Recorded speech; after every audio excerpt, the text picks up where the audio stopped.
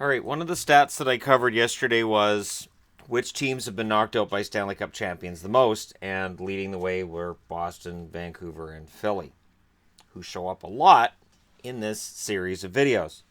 Today is the 2013 Boston Bruins, and I'm just going to say that of finalists I've been proud of, the 1994 Vancouver Canucks, the 2013 Boston Bruins top the list. They are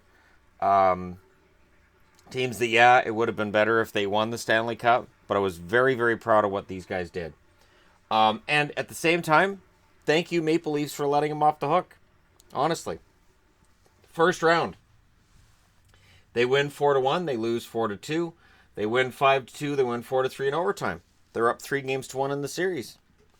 It's good, right? They lose 2-1, they lose 2-1, and we're going to game 7. And then, Toronto has them down, and I'm like, all right, well, that's over. And then the next thing you know, Boston wins in overtime 5-4 after a complete meltdown from Leafs top to bottom. And everything got thrown on Reimer, and I thought that was wrong that James Reimer got all the blame on that. I thought there was plenty of blame to go around. And it was an interesting end to the series, and as a fan of these guys, I was confused. As much as I was happy that Boston had won, I was also kind of confused as to what exactly had happened out there.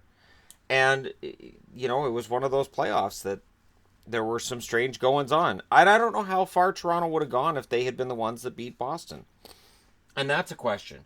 Because let's say Toronto played New York that year, I think Toronto would have done well. I think Toronto would have had a nice solid run for themselves.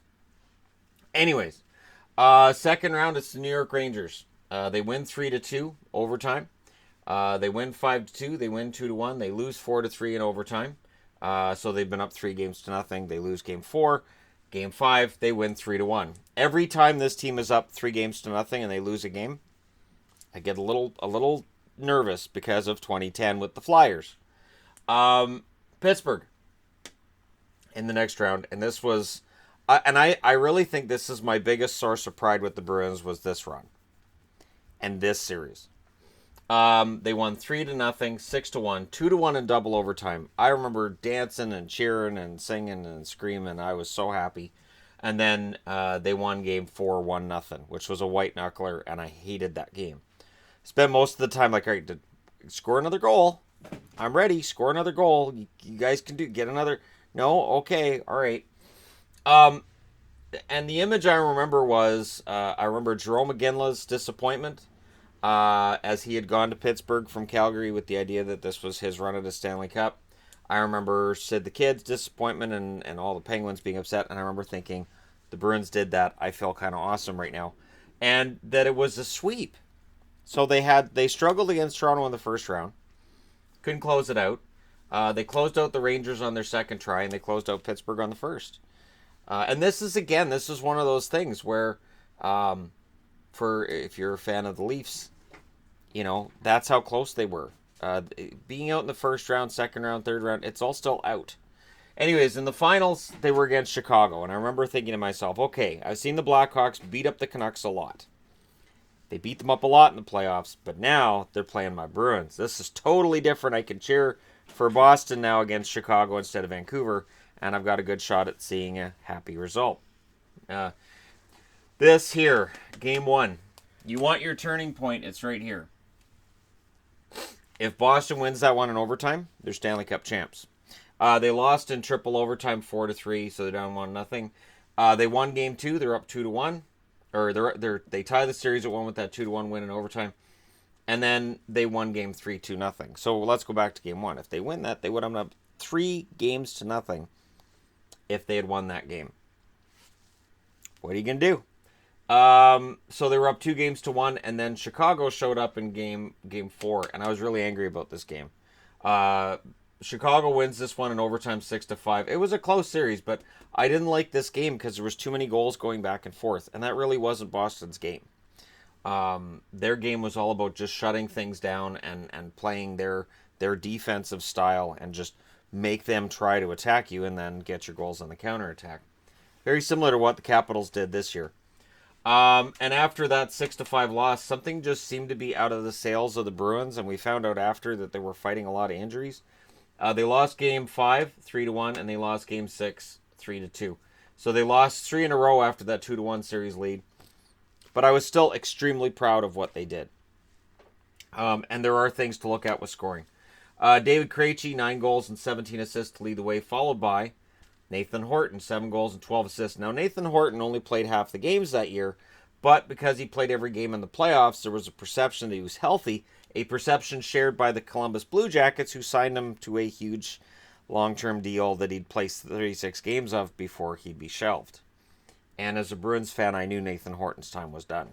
Lucic, 7 goals and 12 assists. Bergeron, 9 goals and 6 assists. Chara, 3 goals and 12 assists. Marchand, 4 goals and 9 assists.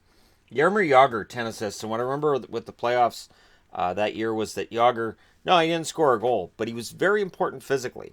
And I thought it was weird that he was making all those hits and those checks, and it just seemed like, as he knew his hands weren't what they were, he had evolved as a player, and I was very impressed with him. More impressed with him actually here than I was when he was a Capital or a Ranger. It was a fun ride. Paille, 4 goals and 5 assists. Seguin, a goal and 7 assists. Boychuk, 6 goals and 1 assist. Gregory Campbell, 3 goals and 4 assists. And my hero, Torrey Krug, who came in right about here, 4 goals and 2 assists since 15 games. Tuukka Rask, 14 and 8, 1.88 goals against average, and a 940 save percentage. It's the highest save percentage he's ever had in the playoffs. He had a solid save percentage the next time he was in the playoffs, but it is gradually going down, and this year he had a 903. Let's talk Tyler Seguin, though, because after this run, they traded Tyler Seguin. He had 1 goal in 22 games. In the playoffs, his numbers weren't getting better. He had 12 games, 3 goals, 4 assists, 7 points. In 2011, when they won the Cup, he only played 10 minutes and 35 seconds per game. 2012, he played 18 minutes and 14 seconds per game in the 7-game loss in the first round. 2 goals and 1 assist. In 2013, 22 games, 1 goal, 7 assists, 8 points, in 16 minutes and 3 seconds of ice time. Yes, they could have given him more ice time, but he wasn't producing. Now, he's also 21 years of age at this point, so there's that. But in 7 games in Dallas's, in his time in Dallas as a player in the playoffs, he's had, I think, it's 1 goal and 2 assists. So I think part of the reason that Seguin got traded out was he had 32 points in 48 games that year, which was a drop in points per game from where he was the year before. There was a perception that maybe he was not going to turn out to be the superstar they needed. Remember, in this series here, this would have been a really good time for Tyler Seguin to step up, and he didn't. And I don't care what line you're on. Look at the playoffs we just watched. 3rd and 4th liners made a difference and scored goals. So if he was on the 3rd line at that point in the finals, or 4th line, or wherever he was, he still wasn't putting up the points. So him being traded to Dallas, do I think Boston would love to have that as a redo? Yeah, although you'd have to trade some guys out, because then keeping the team under the cap would be an issue. Sagan's a polarizing figure among Bruins fans. To me, they missed Boychuk when they lost him to the Islanders just as much. And it was a matter of this team went on a fantastic run. They hit on all cylinders for about 6 weeks, and then they came up against a Chicago team in the finals that honestly was the better team. The Blackhawks were definitely the better team between the two, but it increased the legend of David Krejci, who right now isn't really in legendary status, but once the guy retires and once he moves on from Boston, I will only remember mostly the good stuff. And Bergeron and the injuries he played through that spring. I tell you, the guy's a warrior. Anyways, it was a fun run. It was the end of this organization's Stanley Cup aspirations as things kind of got torn apart that summer, as I said, with the trading of Seguin and losing Horton to free agency. They weren't going to re-sign Horton anyways. But there you go. Your 2013 Stanley Cup finalists, the Boston Bruins. Thanks for watching. Hit like and subscribe if you're browsing your way through.